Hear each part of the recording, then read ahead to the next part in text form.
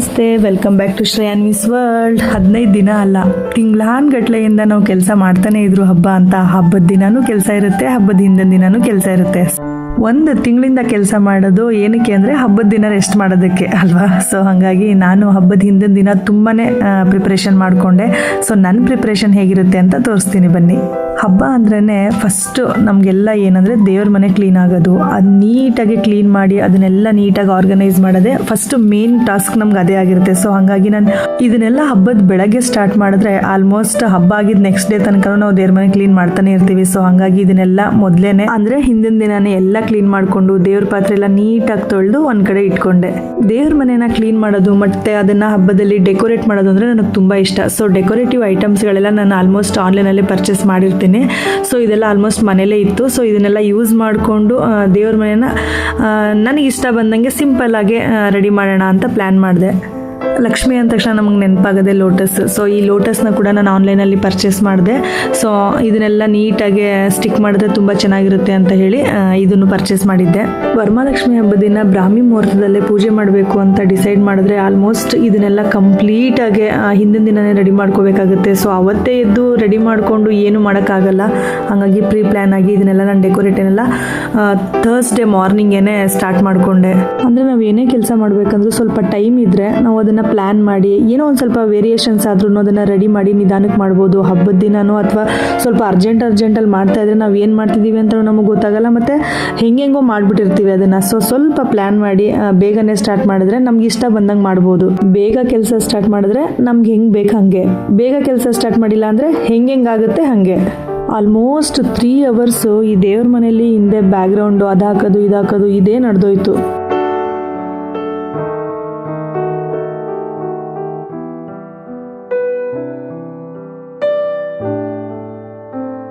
Actually ಆವಾಗಲೇ ನಾನು lotus ತೋರಿಸಿದ್ನಲ್ಲ, ಆ ಲೋಟಸ್ಗೆ ಈ ಡಬಲ್ ಸೈಡ್ ಟೇಪ್ನ ಹಾಕಿ ನೋಡಿ ಇಲ್ಲಿ ಈ ಥರ ಸ್ಟಿಕ್ ಮಾಡೋದು. ಆ್ಯಕ್ಚುಲಿ ಹ್ಯಾಂಗ್ ಮಾಡ್ಬೋದು, ಬಟ್ ಅದು ಆಗಲ್ಲ. ಹಂಗಾಗಿ ಇದನ್ನು ಈ ಥರ ಡಬಲ್ ಸೈಡ್ ಟೇಪ್ನ ಫಸ್ಟ್ ಅಂಟಿಸಿ ಅದ್ರ ಮೇಲೆ ಇದನ್ನು ಅಂಟಿಸಿದ್ರೆ ಗಟ್ಟಿಯಾಗಿ ಕೂತ್ಕೊಳ್ಳುತ್ತೆ ಅಂತ ಈ ಥರ ಅಂಟಿಸ್ತಾ ಇದ್ದೀನಿ.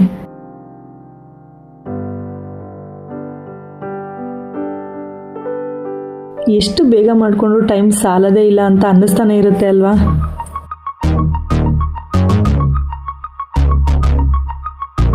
ಸೊ ಫೈನಲಿ ಈ ಥರ ಬಂತು. ಸಿಂಪಲ್ ಆಗಿದೆ, ತುಂಬ ಚೆನ್ನಾಗಿ ಕಾಣಿಸ್ತಾ ಇದೆ. ಸೊ ಹಾಗಾಗಿ ಈ ಲುಕ್ ಬಂತು.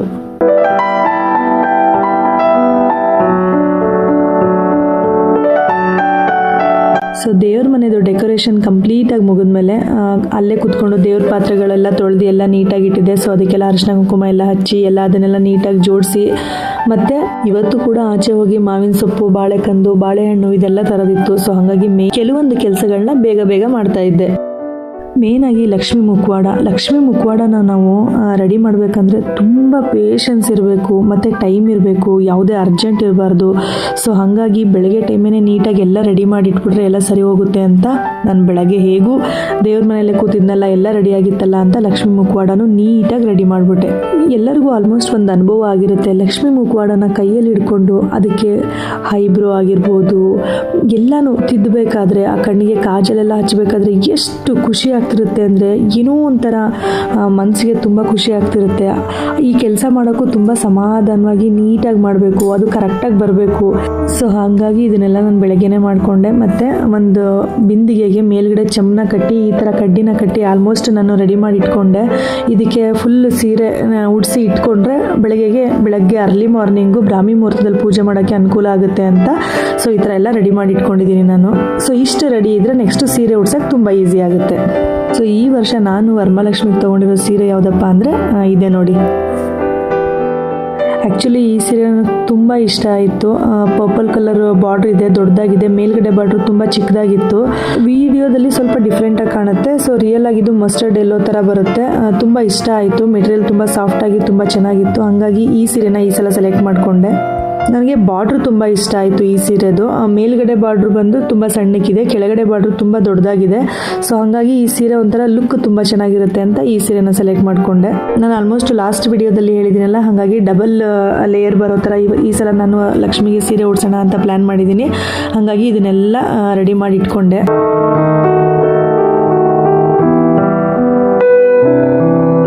ಸೆರಗ್ ಪಾರ್ಟು ಮತ್ತು ನೆರಿಗೆ ಪಾರ್ಟು ಎರಡು ನೀಟಾಗಿ ಪಿನ್ ಮಾಡಿ ಇಟ್ಕೊಂಡ್ರೆ ಸೀರೆನ 2 ನಿಮಿಷದಲ್ಲಿ ನೀಟಾಗಿ ಉಡಿಸ್ಬಿಡ್ಬೋದು. ಸೊ ಹಾಗಾಗಿ ಇದನ್ನು ಎಲ್ಲ ರೆಡಿ ಮಾಡಿಕೊಂಡು ಇವಾಗ ನೋಡಿ ಇಲ್ಲಿ ಆಲ್ಮೋಸ್ಟ್ ನಾನು ಇದನ್ನು ಉಡಿಸ್ತಾ ಇದ್ದೀನಿ. ಬ್ಲೌಸ್ ಪೀಸ್ನ ಈ ಥರ ಹಿಂದೆಗೆ ಹಾಕಿದಾಗ ಅದು ಬ್ಲೌಸ್ ಥರನೇ ಕಾಣಿಸ್ತಾ ಇರುತ್ತೆ. ಸೊ ಹಾಗಾಗಿ ಬ್ಲೌಸ್ ಪೀಸ್ನ ಅಲ್ಲಿ ಹಾಕಿ ನೀಟಾಗಿ ದಾರದಲ್ಲಿ ನಾನು ಲಾಸ್ಟ್ ವೀಡಿಯೋದಲ್ಲಿ ತೋರಿಸಿದ್ನಲ್ಲ ಅದೇ ಥರ ಕಟ್ಟಿ ಈಗ ಮುಂದೆ ಸೆರಗನ್ನ ಈ ಥರ ಹಾಕ್ತಾ ಇದ್ದೀನಿ. ಸೊ ಕ್ಲಿಪ್ಪೆಲ್ಲ ತೆಗಿತಾ ಇದ್ದೀನಿ. ಫೈನಲಿ ಹೇಗೆ ಬರುತ್ತೆ ನೋಡೋಣ ಬನ್ನಿ. ಚೆನ್ನಾಗಿ ಬಂದಿದೆ. ನೆರಿಗೆನ ತುಂಬ ನೀಟಾಗಿ ಪರ್ಫೆಕ್ಟಾಗಿ ಮಾಡ್ಕೊಂಡ್ರಂತೂ ಸೀರೆ ಉಡ್ಸೋದು ಕಷ್ಟನೇ ಆಗಲ್ಲ. ಅದು 1 by 1 ಎಷ್ಟು ನೀಟಾಗಿ ಕೂತಿದೆ ನೋಡಿ, ಅದು ತುಂಬ ಚೆನ್ನಾಗಿ ಬಂದಿದೆ. ನಿಮಗೆ ಫಸ್ಟ್ ಟೈಮು ಇದನ್ನು ರೆಡಿ ಮಾಡೋಕ್ಕೆ 2-3 ಅವರ್ಸ್ ಆಗ್ಬಿಡುತ್ತೆ. ನಾವು ಬೆಳಗ್ಗೆ ಬ್ರಾಹ್ಮಿ ಮುಹೂರ್ತದಲ್ಲಿ ಪೂಜೆ ಮಾಡೋಕ್ಕಂತೂ ತುಂಬ ಕಷ್ಟ ಆಗೋಗುತ್ತೆ. ಹಾಗಾಗಿ ಇಷ್ಟನ್ನಾದರೂ ಅಟ್ಲೀಸ್ಟ್ ರೆಡಿ ಮಾಡಿ ಇಟ್ಕೊಂಡ್ರೆ ಇನ್ನು 1/2 hour ಕೆಲಸ ಏನೇನು ಮಾಡಬೇಕು ಅದನ್ನು ನೆಕ್ಸ್ಟ್ ಪ್ರೊಸೀಜರ್ ಮಾಡ್ಕೊಂಡು ಹೋಗ್ಬೋದು. ಸೊ ನೆರಿಗೆಗಳು ನೋಡಿ ಎಷ್ಟು ನೀಟಾಗಿ ಬಂದಿದೆ, ಎಷ್ಟು ಪರ್ಫೆಕ್ಟಾಗಿ ಬಂದಿದೆ ಅಂತ. ಇದನ್ನು ಕೂರಿಸಿದ್ಮೇಲೆ ಮತ್ತೆ ಇನ್ನೂ ಎಲ್ಲ ಕಡೆ ಸ್ಪ್ರೆಡ್ ಮಾಡ್ತೀವಲ್ಲ ಆವಾಗ ಇನ್ನೂ ತುಂಬ ಚೆನ್ನಾಗಿ ಕಾಣಿಸ್ತಾ ಇರುತ್ತೆ. ಸೊ ಮೇನಾಗಿ ಡಾಬ್ ಅಂತೂ ಹಾಕಿದಾಗ ಅದ್ರ ಎಷ್ಟು ಚೆನ್ನಾಗಿ ಕಾಣಿಸ್ತಾ ಇದೆ ನೋಡಿ ಪರ್ಫೆಕ್ಟಾಗಿ. ಸೊ ಡಾಬ್ ನಾನು ಇವಾಗಲೇ ಎಲ್ಲ ಹಾಕಿ ಇಟ್ಬಿಟ್ಟಿರ್ತೀನಿ. ತುಂಬ ಚೆನ್ನಾಗೂ ಕಾಣುತ್ತೆ, ಟೈಮ್ ಕೂಡ ಸೇವ್ ಆಗುತ್ತೆ. ಹಾಗಾಗಿ ಡಾಬ್ ಒಂದು ಹಾಕಿರ್ತೀನಿ. ಹೇಗಿದೆ ಅಂತ ಕಮೆಂಟ್ ಮಾಡ್ತೀರಾ? ಸೊ ಇವಾಗ ಬೇಡ, ದೇವ್ರ ಮನೇಲಿ ಇದನ್ನು ಇಟ್ಟು ಎಲ್ಲ ಇನ್ನೂ ಪರ್ಫೆಕ್ಟಾಗಿ ರೆಡಿ ಮಾಡಿದ್ಮೇಲೆ ಹೇಳಿ ಹೇಗಿದೆ ಅಂತ. ನಾವೇನೋ ಮನೆಯಲ್ಲಿ ಅಡುಗೆ ಎಲ್ಲ ಮಾಡ್ಕೊಂಡಿರ್ತೀವಿ. ಬಂದವರಿಗೆ ಕುಂಕುಮದ ಜೊತೆ ಏನಾದರೂ ಸ್ವೀಟ್ ಕೊಡಬೇಕಲ್ಲ. ಸೊ ಹಾಗಾಗಿ ಬೂಂದಿ ಪಾಕೆಟ್ ತರಿಸಿ ಅದನ್ನೆಲ್ಲ ಪಾಕೆಟ್ ಮಾಡಿ ಇಟ್ಕೊಂಡೆ. ನೆಕ್ಸ್ಟು ಆಚೆ ಹೋಗಿ ಮಾರ್ಕೆಟ್ಗೆ ಅಂದರೆ ತುಂಬ ದೂರ ಏನಿಲ್ಲ, ಇಲ್ಲೇ ಪಕ್ಕದಲ್ಲೇ ಇತ್ತು. ಸೊ ಹೋಗಿ ಬಾಳೆಕಂದು ಮಾವಿನ ಸೊಪ್ಪು ತಂದೆ. ಸೊ ಇವಾಗಲೇ ರಿಟರ್ನ್ ಗಿಫ್ಟ್ ಆಗಿರ್ಬೋದು, ಅರಿಶಿನ ಕುಂಕುಮದಾಗಿರ್ಬೋದು ಎಲ್ಲನೂ ನೀಟಾಗಿ ರೆಡಿ ಮಾಡಿ ಇಟ್ಕೊಂಡ್ರೆ ಪರ್ಫೆಕ್ಟಾಗಿರುತ್ತೆ ಅಂತ ಈಗ ರೆಡಿ ಮಾಡೋಕೆ ಕೂತ್ಕೋತಾ ಇದ್ದೀನಿ. ಸೊ ಇದು ಬ್ಯಾಗ್ ತಂದಿದ್ದೀವಲ್ಲ, ಇದಕ್ಕೇ ಟೋಟಲಿ ಎಲ್ಲನೂ ಇದ್ರ ಮೇಲೆ ಇಟ್ಕೊಟ್ರೆ ನೀಟಾಗಿ ಅವರು ಅರಿಶಿನ ಕುಂಕುಮನ ಕೊಡ್ಬೋದು. ಅರಿಶಿನ ಕುಂಕುಮದನ್ನು ರೆಡಿ ಮಾಡಿದ್ದೀನಿ. ಇದಕ್ಕೆ ಹೂವು ಹಾಕಿ ಅರಿಶಿನ ಕುಂಕುಮ ಒಂದ್ಸಲ ಬಳೆ ಎಲ್ಲ ಜೋಡಿಸ್ಕೊಂಡು ಅರಿಶಿನ ಕುಂಕುಮ ಎಲೆ ಅಡಿಕೆ ಎಲ್ಲ ರೆಡಿ ಮಾಡಿ ಇಟ್ಕೊಂಡ್ರೆ ಅಕಸ್ಮಾತ್ ಬೇಗನೆ ಯಾರೇ ಬಂದ್ರೂ ಇಮಿಡಿಯೇಟಾಗಿ ಕೊಡ್ಬೋದು. ಸೊ ಹಂಗಾಗಿ ನಾಳೆ ಇದೆಲ್ಲಿ ಅದೆಲ್ಲನೂ ಒಂದೊಂದು ಕಡೆ ಇಟ್ಟು ಎಲ್ಲ ಹುಡ್ಕೋಕ್ಕಾಗಲ್ಲ. ಸೊ ಹಂಗಾಗಿ ಎಲ್ಲನೂ ರೆಡಿ ಮಾಡ್ಕೋಬೋದು. ಯಾವುದು ಚಿನ್ನಮ್ಮ? ಹಂಗಲ್ಲ, ಏನು ಮಾಡಬೇಕು ಗೊತ್ತಾ, ಇದೆಯಲ್ಲ ಬ್ಯಾಗು ಅದ್ರೊಳಗೆ ಆ ಥರ ಎಲ್ಲ ಕೊಡು, ಅದು ಹಾಕ್ತೀಯ ಇದಕ್ಕೆ. ಎಲ್ಲ ಬ್ಯಾಗ್ಗಳು ನೀಟಾಗಿ ನಾನು ಹೇಳ್ತೀನಿ, ಒಂದೊಂದಾಗಿ ಹಾಕು ನೀನು, ಸರಿನಾ? ಫಸ್ಟ್ ಈ ಬ್ಯಾಗ್ಗೆ ಬ್ಲೌಸ್ ಪೀಸ್ ಹಾಕೋಣ. ಬ್ಲೌಸ್ ಪೀಸ್ ನೀಟಾಗೆ ಫೋಲ್ಡ್ ಮಾಡಿ ಅದಲ್ಲ, ಸರಿ ಒಂದು ನಿಮಿಷ. ಇವು ಬ್ಲೌಸ್ ಪೀಸ್ ಹಾಕಿ ಅದಾದಮೇಲೆ ಅದ್ರ ಮೇಲ್ಗಡೆ ಅರಿಶಿನ ಕುಂಕುಮದನ್ನು ಹಾಕಿ ಆಮೇಲೆ ಬಳೆನ ಹಾಕಿ ಅದನ್ನು ಕೊಡ್ತೀಯಾ? ಆ ಎಲೆಗೆ ಅಡಿಕೆ ಹಾಕಬೇಕು ಚಿನ್ನೆ, ಇಲ್ಲಿದೆ ನೋಡು ಅಡಿಕೆ, ಇದು ಅಡಿಕೆ ಇಡು. ಅದಕ್ಕೆ ಆ್ಯಕ್ಚುಲಿ ಎಲೆ ಒದ್ದೆ ಬಟ್ಟೆಯಲ್ಲಿ ಇಟ್ಟರೆ ಏನೂ ಆಗಲ್ಲ. 2 days ಬಿಫೋರೇ ತಂದು ಒದ್ದೆ ಬಟ್ಟೆಯಲ್ಲಿ ನೀಟಾಗಿ ಈ ಥರ ಕವರ್ ಮಾಡಿಟ್ರೆ ಏನೂ ಆಗಿಲ್ಲ. ಎಲೆ ತುಂಬಾ ಚೆನ್ನಾಗಿದೆ. ಸೊ ಹಂಗಾಗಿ ಹೀಗೆ ಇಟ್ಟಿದ್ದೀನಿ ಇದನ್ನ ಒದ್ದೆ ಬಟ್ಟೆನೇ. ನೀನು ಹಾಕ್ತೀಯಾ? ಇದಕ್ಕೆ ಹಾಕ್ತೀಯ, ಹಿಡ್ಕೊ. ಸೊ ಎಲ್ಲ ಹಾಕಿ ಇದಕ್ಕೆ ಒಂದು ಸ್ವೀಟ್, ಏನಾದರೂ ಸ್ವೀಟ್ನ ಹಾಕಿ ಇದಕ್ಕೆ ಸ್ವೀಟ್ ಹಾಕಿದ್ದೀನಿ.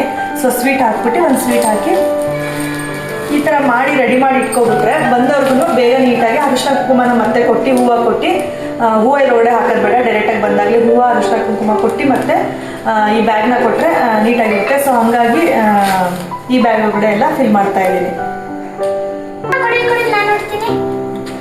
ಚೆನ್ನಾಯ್ತಾ? ಓಕೆ, ಇದನ್ನು ಮತ್ತೆ ಕ್ಲೋಸ್ ಮಾಡಿ. ಇದೇ ಥರ ಎಲ್ಲ ಬ್ಯಾಗ್ನು ಪ್ಯಾಕ್ ಮಾಡೋಣ ಚಿನ್ನಿ, ಓಕೆನಾ? ನೀಟಾಗೆ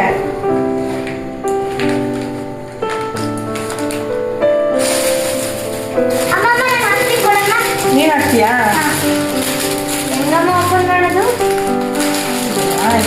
ಈ ಥರ ಇದೆಯಲ್ಲ, ಈ ಥರ ಓಪನ್ ಮಾಡಿ, ಓಕೆನಾ? ಏನು ಹಾಕ್ಬೇಕು ಹೇಳು ಫಸ್ಟ್? ಅದಕ್ಕೆ ಬ್ಲೌಸ್ ಪೀಸು ನೀಟಾಗಿ ಹಾಕಬೇಕು. ಇದು ಯಾವುದು ಅಂತ ಹಾಕ್ತೀಯಾ?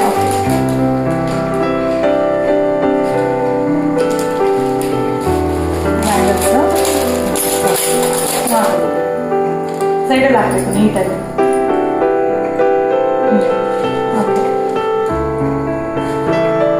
ನೆಕ್ಸ್ಟ್ ಏನು? ಎಲ್ಲ ಓಕೆನಾ?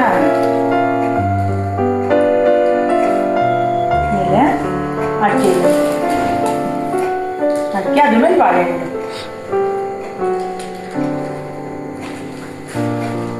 ಓಕೆನಾ?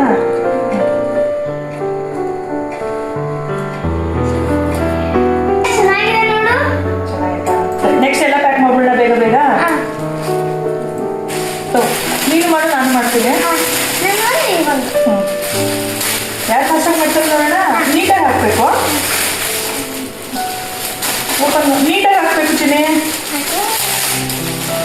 ಓಕೆ ಓಕೆ, ಹಾಕು ಕ್ಲೀನಾಗಿ, ಕೇರ್ಫುಲ್ಲಾಗಿ ಹಾಕಿ.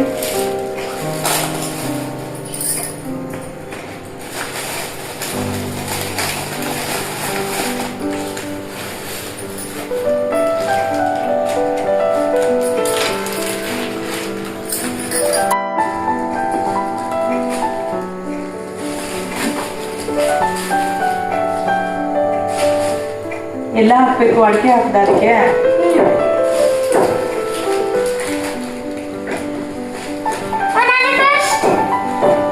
ಫಸ್ಟೇ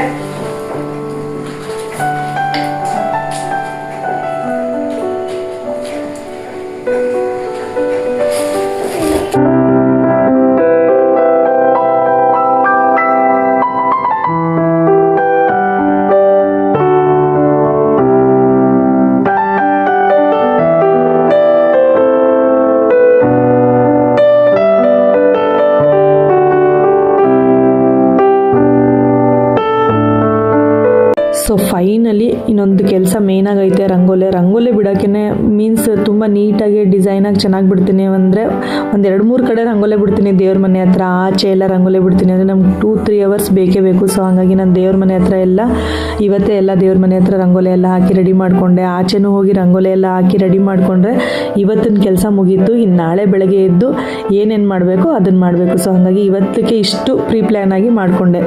so happy Varamahalakshmi in advance. ನಾಳೆ ಒಂದು ದಿನಕ್ಕೋಸ್ಕರ ಎಲ್ಲರೂ ತಿಂಗಳಿಂದ ಕಾಯ್ತಾ ಇದ್ದೀವಿ. ಸೊ ಹಾಗಾಗಿ ನಾಳೆ ಹೇಗಿರುತ್ತೆ ಸ್ಪೆಷಲು, ಯಾವ ಥರ ಇರುತ್ತೆ ಎಲ್ಲನೂ ಕಂಪ್ಲೀಟಾಗಿ ಅಪ್ಡೇಟ್ ಮಾಡ್ತೀನಿ. Thank you for watching. Please like, share and subscribe my channel. I will come with another interesting video very soon. Until that, bye bye.